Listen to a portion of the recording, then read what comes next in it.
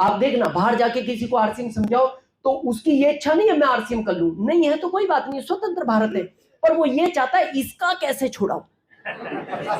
और वो देखना आपको अलग अलग बात करेगा, कल से वो पिकअप सेंटर बंद हो गया, कल से ये बंद हो गया, कल से कंपनी बंद हो गई। तो उसको कहना जब तक तू ज्वाइन नहीं हो रहा जब तक ही ये कंपनी चल रही है, जिस दिन तू ज्वाइन होगा उसी दिन सब बंद होगा, तो तू अभी वहीं है, तू मत आ, नहीं तो सब बंद हो जाएगा, भारत ही बंद हो जाएगा। अब वो क्यों कर रहा है? वो आपका छुड़ाना चाहता है, ये नेचर है। थोड़ा समझे कैसा नेचर है। एक बार 3 दोस्त थे, गांव के रहने वाले थे।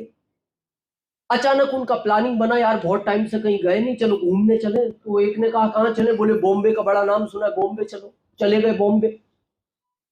बॉम्बे जाने के बाद पहली बार जिंदगी में इतना पानी देखा, क्योंकि गांव में तो छोटा मोटा तालाब था, वहां समुद्र जहां तक निगाह जाए वहां तक पानी पानी, किनारा कहीं दिखता नहीं। तो एक ने कहा यार इतना भी पानी होता है? बोले हाँ ये पानी है। तो दूसरे ने कहा घूम का आए क्या पानी में? तीसरा बोलता नहीं नहीं यार अपने में से कोई तैरना नहीं जानता। तो एक ने आइडिया दिया, देख नाव खड़ी है इंजन वाली, पूछो जाके उससे घूम के आए जब इतनी दूर आए हैं।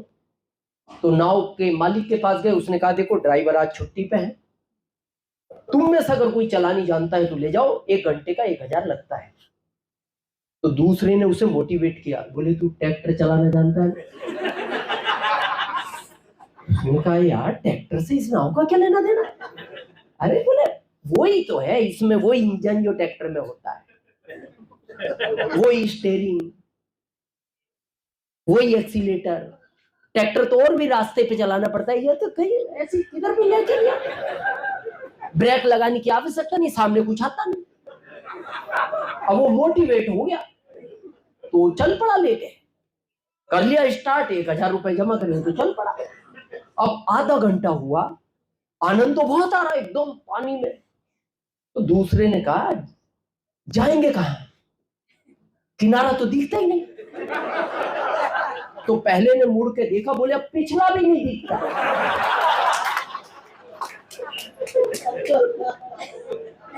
अब तो घबरा गए, नए लोग थे, बोले यार ना अगला ना पिछला, क्या करेंगे? तीसरे ने कहा तू मोड़ भाई, जिधर से आया उधर तो चल कम से कम, यार मारोगे क्या? अब वो तो ट्रैक्टर वाली प्रैक्टिस, उसने तुरंत मोड़ लिया। अब वो नाव को थोड़ा सा घुमा के मोड़ना पड़ता है। अब वो समुद्र में क्या लहरें चलती रहती है, उसने तुरंत मोड़ा, अचानक लहर आई, टकरा गई नाव और नाव डूबने लगी। अब नाव डूबने लगी तो वो भी डूबने लगे। अब हमारे यहाँ कहावत है मरता क्या नहीं करता, और वो जैसे तैसे हाथ पैर मारते गए मारते गए मारते गए, तो समुद्र के बीच में टापू था, उस पर चढ़ गए। जान तो बच गई तीनों की, दूर दूर तक आदमी दिखाई ना दे, आवाज दे कोई सुनने वाला नहीं, घबरा गए। ऐसे में आदमी किसको याद करता है? उन्होंने भगवान को याद किया, भगवान प्रकट हो गए। भगवान ने कहा बेटा वैसे कलयुग में मैं आता तो नहीं, पर मैं तुम्हारी मेहनत से खुश हो गया है। तुम में से कोई भी तैरना नहीं जानता फिर भी बच गए, यार कितने मेहनती बच्चे, इसलिए मैं बड़ा खुश हूं। और मैं आया हूं तो मैं कुछ दूंगा, मेरा आज वरदान है तुम्हें, जो चाहो मांग लो, दुनिया की हर चीज दे सकता हूं, पर शर्त यह है एक बार में मांगना, ऑप्शन दोबारा नहीं मिलेगा, सोच के मांग लो, 5 मिनट सोच लो। 5 मिनट बाद सोचने के बाद भगवान ने पूछा, सोचा? पहला बोलता है प्रभु अगर आपका वरदान है आप खुश हो तो मेरे को अमेरिका का सबसे अमीर आदमी बना दो। भगवान ने कहा तथास्तु, और जैसी तथास्तु का एक गायब हो गया, जहां पहुंचना था पहुंच गया। अब कितने बचे? तो दूसरे को पूछा बोल बेटा तू क्या चाहता है? बोले प्रभु उसको अमेरिका का बनाया, मेरे को भारत का बना दो। भगवान ने कहा तथास्तु, क्योंकि वरदान था। जैसी तथास्तु का दूसरा भी गायब हो गया। अब कितने बचे? फिर उसको पूछा बोल बेटा तू क्या मांगता है? बोले प्रभु अभी अभी जो 2 यहां से गए हैं इनको वापस यहीं ला।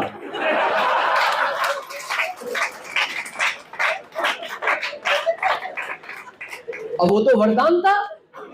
भगवान ने कहा तथास्तु, और जैसी तथास्तु का तो अमेरिकन इंडियन दोनों टापू पे आ गए। ये फिर 3 हो गए, लेकिन भगवान नाराज हो। भगवान ने कहा बेटा अब मैं खुश नहीं, और उस तीसरे को कहा ये अमेरिका का बना, ये भारत का बना। अरे तू भी, वरदान तो तेरे को भी वैसे ही सेम था, तू भी कहीं जापान ऑस्ट्रेलिया कहीं का तो बनता। तो उसने कहा भगवान देखो मेरी बात ध्यान से सुनो, सीधी सी बात है, मेरे को बनना नहीं पर मैं दूसरों को बनने ये बाहर है, ये बाहर है।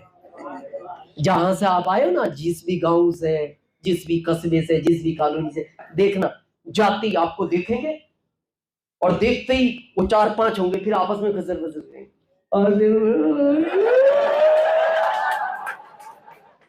ये डिस्टर्ब हो जाता है। बोले यार मैं अच्छा खासा है, अच्छा खासा है, ये क्या खुसर खुसर कर रहे हैं, ये वही है, दो को इधर ले आओ। इसी के लिए ये ट्रेनिंग होती है कि आप इनसे कैसे बचोगे, आपके पास उनके प्रश्न का उत्तर कैसे होगा। क्लियर है? तो तेजस को, सुबह के गुरुकुल को, जो आपकी अपलाइनों की ट्रेनिंग होती है, कोशिश करो इनको अटेंड करो, अपने नॉलेज को अपडेट करो ताकि आप हर चीज का जवाब दे सको। इसके बाद आता है रॉयल्टी मेन, जिसकी हम बात कर रहे थे, पैसिव इनकम। अभी आज मिला तो नहीं पाए, अवनीश जी बात कर रहे थे, लेकिन समय का थोड़ा अभाव था क्योंकि आप लोग लेट आए, मीटिंग थोड़ी लेट शुरू हुई। मैं तो 5 बजे ही आ गया था सुबह, मीटिंग 10 से थी, आप लेट आए, तो उसके लिए तो माफी मांगते हैं। आज रॉयल्टी अचीवर को हम मिला नहीं पाए क्योंकि हमारे सिस्टम का सबसे महत्वपूर्ण पार्ट ही रॉयल्टी है।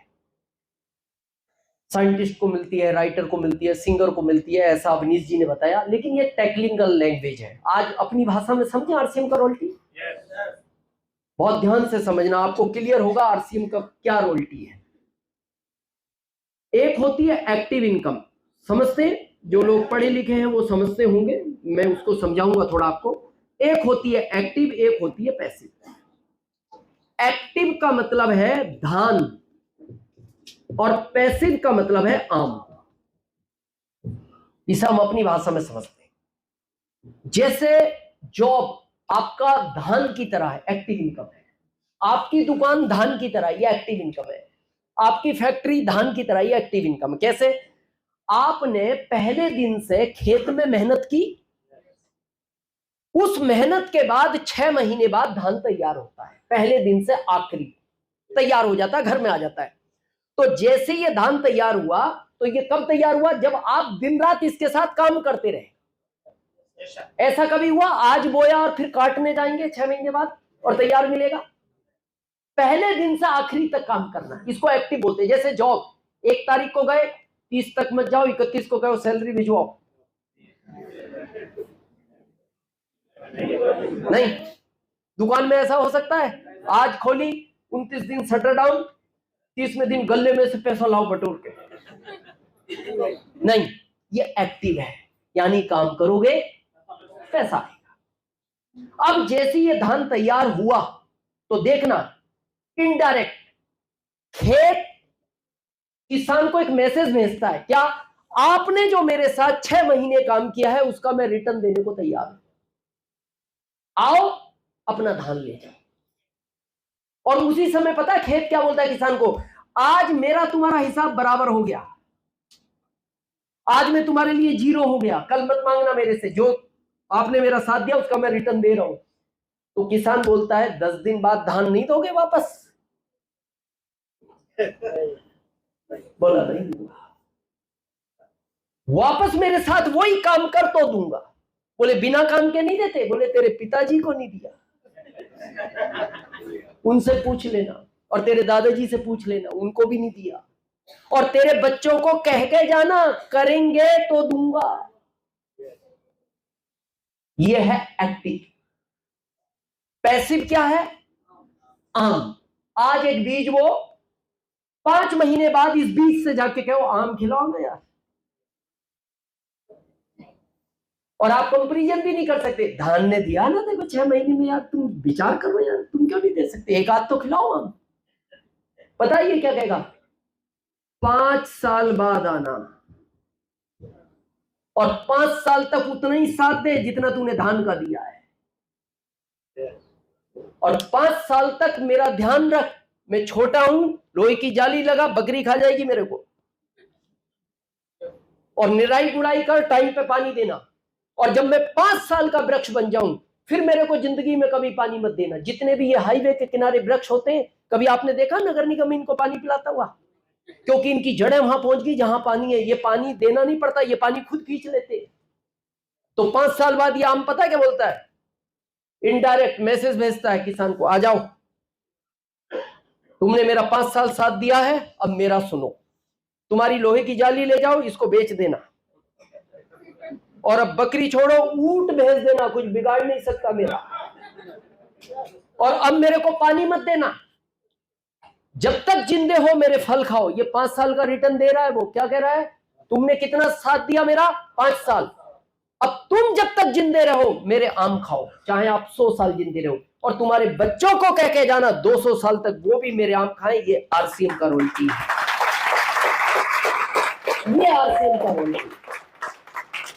आज होंगे हमारे बीच, थोड़ा आज नहीं बुला पाए, इसके लिए हम माफी मांगते हैं आपसे। लेकिन क्या इस तरह की पैसिव इनकम चाहिए? इसको बोलते हैं पैसिव इनकम, कि काम आप करो, आपकी 7 पीढ़ियां इसके आम खाएं। चाहिए ये पैसिव इनकम? तो मैं फार्मूला दूं थोड़ा। पहला, जब भी कहीं मीटिंग हो, मथुरा में हो, आगरा में हो, दिल्ली हो, नोएडा में हो, पलवल में हो, मीटिंग के अंदर पहला काम, हमेशा नए 2 लोगों को साथ लेकर आओ। मीटिंग पुरानों के लिए नहीं होती, मीटिंग नए प्रोस्पेक्ट के लिए की जाती है। ये इन्होंने तो मेरे को कितनी बार सुना है, इनके लिए क्या मीटिंग की आवश्यकता है? मीटिंग है नए प्रोस्पेक्ट के लिए। और हम गलती क्या करते हैं? नए को लेकर नहीं आते, हम सोचते हैं यहां सीख के फिर उसको सिखाएंगे। आप उसके लिए फर्स्ट पार्टी हो। ये आदमी का नेचर है, प्राकृतिक का नियम है, अपने वाला अपने वाले की नहीं सुनता। ये गलती नहीं है, ये प्राकृतिक का नियम है, नेचर है ये आदमी का। यहाँ टीचर है कोई? टीचर हाथ खड़ा करे। काफी टीचर है। आपको मेरी बात का विश्वास ना हो, इनसे बाहर जाके पूछना। इनके यहाँ 20 बच्चे ट्यूशन पढ़ने आते हैं, इनका तीसरे के पास जाता है।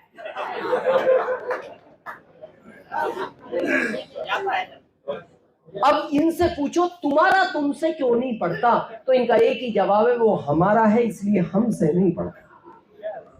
हम दूसरे को पढ़ाते हैं और हमारे को दूसरा पढ़ाता है। यहाँ ये मेरे से अच्छी मीटिंग है, नरेश जी है, रंजीत जी है, ये हमारे सीनियर है, ये अपनी क्षेत्र में करते ही ये मीटिंग है। लेकिन मेरे को क्यों बुलाया गया? Third party. तो कोशिश ये करो, अगर आरसीएम में रॉयल्टी चाहिए, हर बार नए 2 को लेकर आओ।